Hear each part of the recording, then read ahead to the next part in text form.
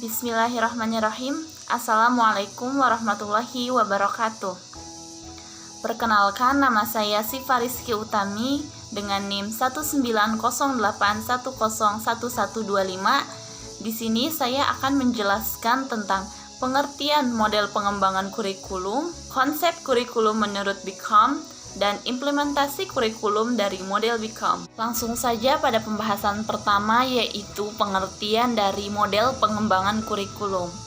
Model adalah pola-pola penting yang berguna sebagai pedoman untuk melakukan suatu tindakan. Sedangkan model menurut Good and Traves adalah suatu sistem dalam bentuk naratif, matematis, grafis, serta lambang-lambang lainnya. Sedangkan pengertian pengembangan kurikulum sendiri menurut Nana Saodi Sukmadinata yaitu penyusunan kurikulum yang sama sekali baru atau bisa juga penyempurnaan kurikulum yang telah ada. Jadi, dapat kita simpulkan bahwasanya model pengembangan kurikulum adalah suatu sistem dalam bentuk naratif, matematis, grafis, serta lambang-lambang dalam penyusunan kurikulum, baik yang baru ataupun pengembangan kurikulum yang telah ada yang memberikan relevansi pada masa mendatang. Pada pembahasan selanjutnya yaitu konsep kurikulum menurut Beckham. Menurut Beckham, kurikulum adalah dokumen tertulis yang memuat rencana untuk pendidikan peserta didik selama belajar di sekolah. Cakupan teori atau bidang kurikulum menurut Beckham yaitu ada 5. Yang pertama konsep kurikulum, yang kedua penentuan kurikulum, yang ketiga pengembangan kurikulum, yang keempat desain kurikulum, dan yang kelima yaitu implementasi dan evaluasi dari kurikulum. Selain kurikulum sebagai bidang studi, menurut Beckham, kurikulum juga sebagai rencana pengajaran dan sebagai suatu sistem yang merupakan bagian dari sistem persekolahan. Baik, langsung pada pembahasan selanjutnya yaitu implementasi kurikulum model Beckham. Menurut Beckham, ada 5 langkah atau tahapan dalam mengembangkan suatu kurikulum. Langkah yang pertama yaitu menetapkan arena atau wilayah yang akan dicakup oleh kurikulum tersebut. Langkah yang kedua yaitu menetapkan personalia, yaitu siapa-siapa saja sih yang turut serta terlibat dalam pengembangan kurikulum tersebut. Yang ketiga yaitu organisasi dan prosedur pengembangan kurikulum. Langkah yang keempat yaitu implementasi dari kurikulum, dan langkah yang terakhir yaitu evaluasi kurikulum. Bismillahirrahmanirrahim, saya Robi Zaki Darmawan ingin menyampaikan sebuah materi yang dimana materi itu masih sama dengan pemateri yang sebelumnya. Langsung saja, untuk semua bentuk maupun gagasan pembinaan untuk sekolah perlu memenuhi 4 prinsip manajemen, yaitu planning, organizing, actuating, dan controlling, khusus yang berkaitan dengan legalisasi pada penerapan kurikulum berbasis kompetensi. Yang kepastian kapan launchingnya KBK dimulai dan bagaimana tahapan-tahapan implementasinya, serta apa strategi ataupun pola desiminasinya. Penetapan ini akan berimplikasi pada pola penyempurnaan pendidikan sekolah di perguruan tinggi maupun sekolah-sekolah biasa, tentang sistem ujian akhir, sistem penerimaan siswa maupun mahasiswa, terus mekanisme penyediaan dana atau pada mekanisme sosialisasi, baik sosialisasi dari tingkat pusat ke daerah maupun tingkat daerah ke sekolah. Berarti yang pertama yakni KBM ataupun kegiatan belajar mengajar. Kegiatan belajar mengajar merupakan proses aktif bagi siswa dan guru untuk mengembangkan potensi siswa sehingga mereka akan tahu terhadap pengetahuan serta mengetahui pada akhirnya kemampuan untuk melakukan sesuatu. Prinsip dasar pada KBM yakni memberdayakan semua potensi yang dimiliki oleh setiap siswa sehingga mereka akan mampu meningkatkan pemahamannya terhadap fakta ataupun konsep dalam kajian ilmu yang akan dipelajarinya. Prinsip dasar KBM yang lainnya yakni berpusat pada siswa, mengembangkan kreativitas siswa, terus menciptakan kondisi yang menyenangkan dan menantang, terus mengembangkan beragam kemampuan yang bermuatan nilai, terus juga menyediakan pengalaman belajar yang beragam dan belajar melalui berbuat sesuatu kreativitas maupun sesuatu yang nantinya si kegiatan tersebut menghasilkan sebuah nilai ataupun kreativitas. Lalu yang selanjutnya yakni pengelolaan. Salah satu prinsip implementasi KBK adalah pengelolaan kurikulum berbasis ke sekolah. Prinsip ini perlu diimplementasikan untuk memberdayakan daerah-daerah dan sekolah untuk dalam merencanakan ataupun melaksanaan serta menilai pembelajaran sesuai dengan kondisi dan aspirasi mereka. Terus juga yang ketiga yaitu ada juga yang namanya evaluasi. Evaluasi pelaksanaan kurikulum bertujuan untuk mengukur seberapa jauh penerapan kurikulum berstandar nasional dipakai sebagai pedoman pengembangan dan pelaksanaan kurikulum di daerah maupun di sekolah, sehingga pelaksanaan kurikulum dapat dimengerti, difahami, dan diterapkan dalam kehidupan sehari-hari dan dianalisa oleh peserta didik ataupun siswa.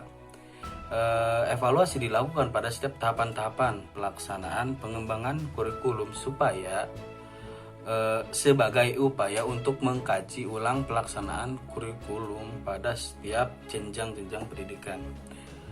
Terus juga evaluasi untuk program pelaksanaan pengembangan kurikulum di daerah memerlukan indikator keberhasilan sebagai tolak ukur pencapaian pelaksanaan kurikulum. Indikator keberhasilan suatu kurikulum mencakup yang pertama adalah indikator keberhasilan sosialisasi kurikulum, lalu indikator keberhasilan penyusunan silabus, yang ketiga penyusunan program tahunan dan semester, lalu penyusunan rencanaan pembelajaran, lalu yang selanjutnya penyusunan bahan ajar, dan yang terakhir adalah pelaksanaan kegiatan belajar mengajar.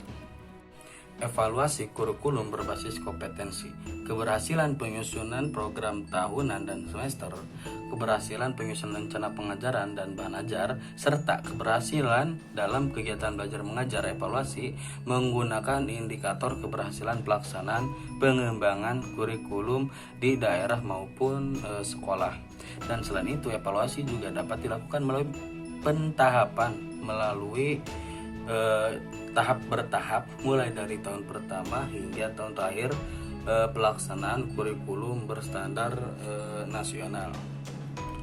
Lalu evaluasi pengembangan kurikulum berbasis kompetensi merupakan penilaian dalam penerapan kurikulum berstandar nasional yang dikembangkan atau disusun berdasarkan kemampuan dari setiap daerah maupun sekolah. Prinsip penilaian pengembangan kurikulum yang disesuaikan dengan daerah masing-masing adalah tipe atau penilaian terhadap relevansi serta fleksibilitas, kontinuitas, dan kepraktisan dan efektivitasnya.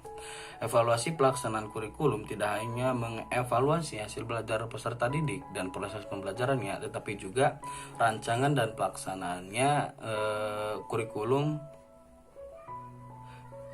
kemampuan dan kemajuan siswa, sarana dan prasarana, serta sumber belajarnya. Lalu materi yang selanjutnya yakni mengenai konsep kurikulum menurut Roger atau Roger Interpersonal Relation Model. Carl Roger adalah seorang ahli psikologi yang berpandangan bahwa manusia dalam proses perubahan mempunyai kekuatan dan potensi untuk berkembang sendiri. Berdasarkan pandangan tentang manusia, maka Rogers mengemukakan model pengembangan kurikulum yang disebut dengan model relasi interpersonal Roger. Dia sangat terkenal dengan pendekatan non-direktif dan humanistik dalam pengajaran dan perencanaan kurikulum. Memang ia banyak mengungkap konsepnya tentang perkembangan dan perubahan individu.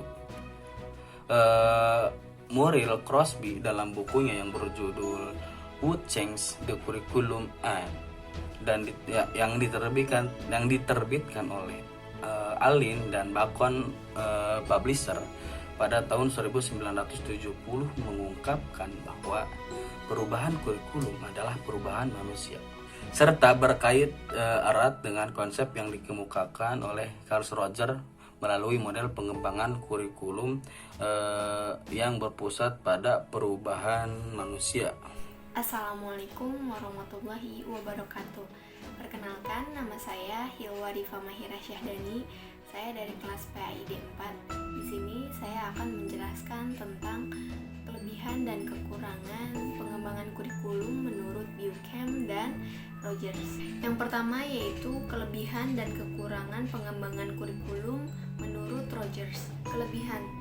Kelebihannya dengan pengembangan kurikulum interpersonal relation ini, Carl Rogers berpendapat bahwa kurikulum diberlakukan dalam rangka mengembangkan individu yang terbuka, luas, dan adaptif terhadap situasi perubahan.